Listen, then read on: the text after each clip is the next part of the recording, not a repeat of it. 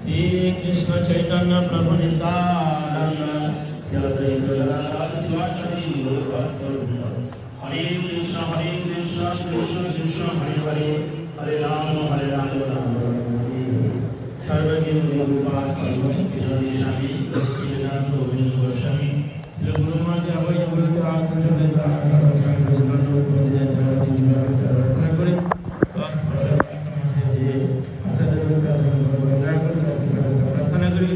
উপস্থিত আমার প্রশংসা ব্রহ্মচারী মন্ডলী, মাতৃমন্ডলী, ছত্রীমন্ডলী হইয়াছেন, হইবেন প্রভু দাস সবার আমরা আজকে অত্রমঠে উপস্থিত হয়েছি বৈষ্ণব সেবা উপলক্ষে। আমরা নাকি মহাদেব সুন্দর সুন্দর কথা শুনলাম, এরপরে একদিন বলা থাকতে পারে না। তবে কি বলেছে যে গুরুমুখ পদ্মবাক্য চিত্তেতে করিয়া ঐক্য, আর না করিহ মনে আশা। এইটা আমাদের প্রথম সবার হওয়া উচিত যারা আমরা গুরু করে গিয়েছি। গুরুদেব কি শিক্ষা দিয়েছেন আমাদেরকে? মহাপ্রভু যেমন জগতের গুরু, মহাপ্রভু সনাতন গোস্বামীকে সামনে রেখে কি শিক্ষা দিলেন পুরীধামে? যখন সনাতন গোস্বামী পাঠ গেলেন, দণ্ডবত প্রণতি জানিয়ে যখন জিজ্ঞাসা করলেন, তার উত্তরে কি বললেন? সমস্ত জগৎ যে নামে রুচি জীবে দয়া বৈষ্ণব সেবক, ইহা বই ধর্ম নেই সম সনাতন। আমরা পৃথিবীতে যত কিছু ধর্ম বলে চালাই না কেন, ধর্ম একটাই, সেইটা কলিয়াত জীবের জন্য হরে কৃষ্ণ কৃষ্ণ কৃষ্ণ হরে হরে, হরে রাম রাম রাম হরে হরে। এরপরে আর কোনো ধর্ম আছে বলে মনে হয় না, কিন্তু আমরা কাল্পনিক সকাল চলে যাই। তো সেখানে মহাপ্রভু যখন কার্যস্থলীলা করেছেন, এই বৈষ্ণব আদর্শ দেখিয়ে দিয়ে গেছেন। ঘরে চাল নেই ডাল নেই কিছু নেই, কিন্তু বৈষ্ণব সেবাটা চাইছে। এরকম অনেকেই করেছেন, শাস্ত্রে অনেক এরকম উদাহরণ আছে।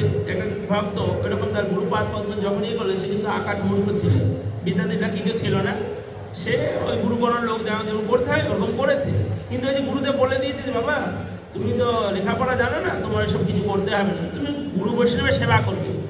তো গুরুদেবকে বলে, তুমি গুরুদেবকে বলে না বাবা গুরুদেব চিনি না, বলে যে তোমাকে মন্ত্র দীক্ষা দিয়েছে সেই তোমাকে গুরুদেব বলে, তাহলে আমি কেমন বুঝবো? হ্যাঁ, এতটাই বোকা ছিল। তো বৈষ্ণব কি করে চিনবো? বলে তোমার বৈষ্ণব চিনবে, ভগবান দেবতারাই বৈষ্ণব চিনতে পারে, তুমি কি করে চিনবে? তুমি এইগুলো যাকে দেখবে তাকেই তুমি এ করো। আমরা যেমন বৈষ্ণব কি করেছি, একজনকে বলি না হরে কৃষ্ণ দণ্ডবত করেন, খবর এরকম দেখি সেই রকম বোকা হতে যা হয়।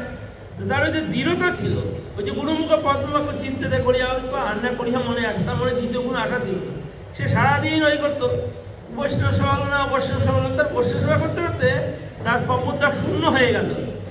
তারপরে কি হলো, তার গৌর সপ্তাহে ত্যাগ দিয়ে চলে গেল।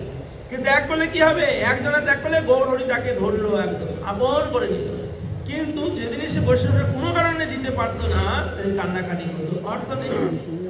এইরকম করতে করতে যখন শেষ কবদ শূন্য হয়ে গেল, ভগবান গৌর হরি তাকে আত্মসাৎ করে একটা জমিদারের দেশে কি যখন করলো, সেই জমিদার বলছে যে পাগল কি বলছে, বৈষ্ণব সেবা এই সনদে কি বলছে?